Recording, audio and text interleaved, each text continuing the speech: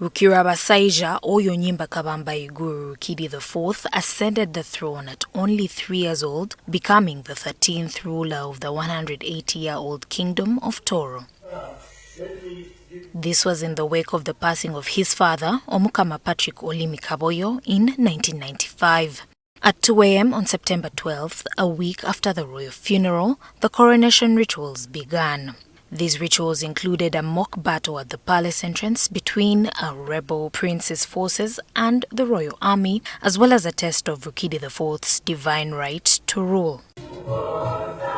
During the test, the Omusuga, head of the royal clan, invoked the gods to strike the prince down if he were not of royal blood. Upon passing the test, Rukidi IV sounded the nyalebe, the sacred Trezi drum, just as his forefathers had done.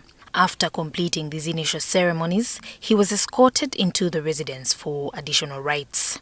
Afterward, King Oyo, elders from the Babito clan, and members of the royal family gathered for their first formal dinner together.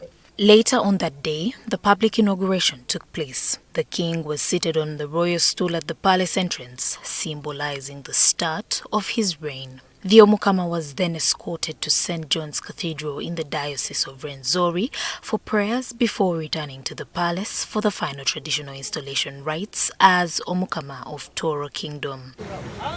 The ceremonies attracted dignitaries from around the world, with President Museveni and Kabaka Ronald Mwenda Mutebi among those selected as his main guardians. Throughout the ceremony, traditional drummers beat the royal drums, representing the pulse and the breath of the Tooro people.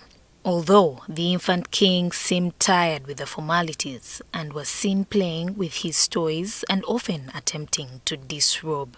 However, with the formalities out of the way, the young king was confirmed and recognized as the king.